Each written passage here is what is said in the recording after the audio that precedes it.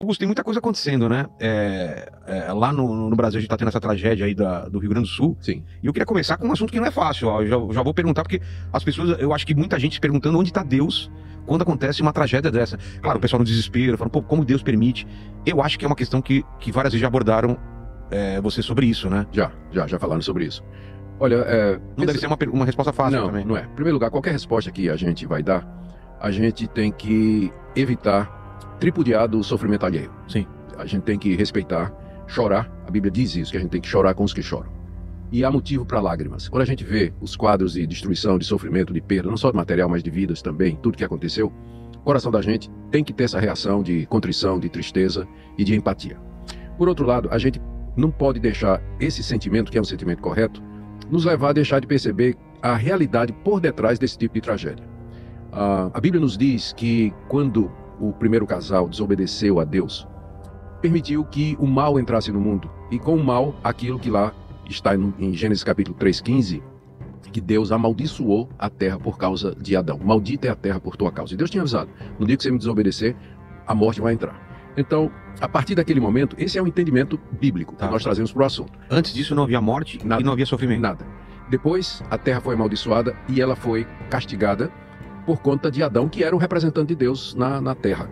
E todas essas catástrofes que a gente percebe, não só essa tragédia, mas outras que a gente vê no mundo inteiro, são os estertores de um mundo agonizante debaixo do juízo de Deus por conta do que aconteceu. A gente chama isso de castigos temporais. A gente pode pensar, mas Deus não tem misericórdia? Deus tem misericórdia, mas Deus, sendo justo, sendo reto, ele não pode deixar de cumprir o que ele disse.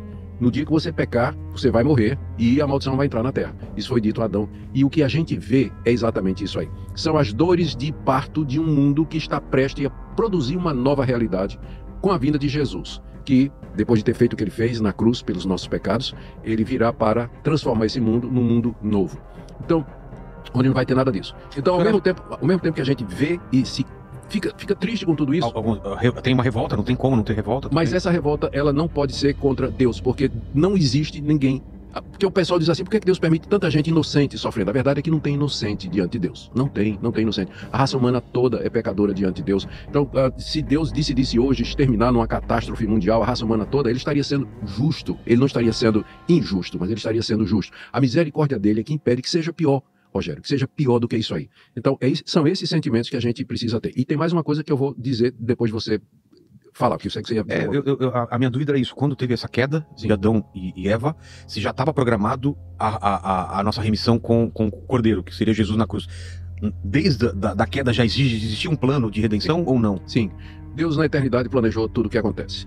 Isso nós não temos como fugir. Eu sei que as pessoas não gostam de pensar nisso, porque a ideia de um Deus soberano, supremo, de quem todas as coisas dependem, levanta questões como a origem do mal, por que as pessoas sofrem e tudo mais. Só que esse Deus, ele é sábio, ele é justo, ele é bom, ele é generoso, ele é bondoso. Às vezes a gente não entende os caminhos dele, mas ele não pode ser acusado de injustiça. Lá na eternidade, ele planejou tudo o que existe, para que no final da história, a história está caminhando para um final, no final da história ele seja glorificado, o mal seja vencido definitivamente, o bem triunfe de uma vez por todas, de forma que o mal não possa retornar, e Deus tenha realizado o seu plano e o seu propósito. Isso aí a gente não tem a menor dúvida.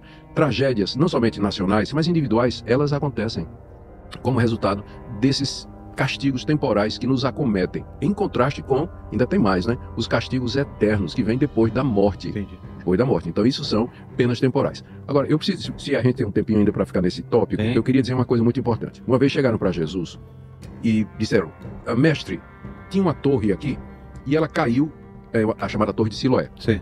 Ela caiu e matou um monte de galileus. O que o senhor disse sobre isso? Jesus disse, vocês estão pensando que essa tragédia que matou não sei quantas pessoas, quer dizer que essas pessoas que foram atingidas pela tragédia são piores do que as outras? De forma nenhuma. Se vocês todos não se arrependerem, vocês serão condenados do mesmo jeito.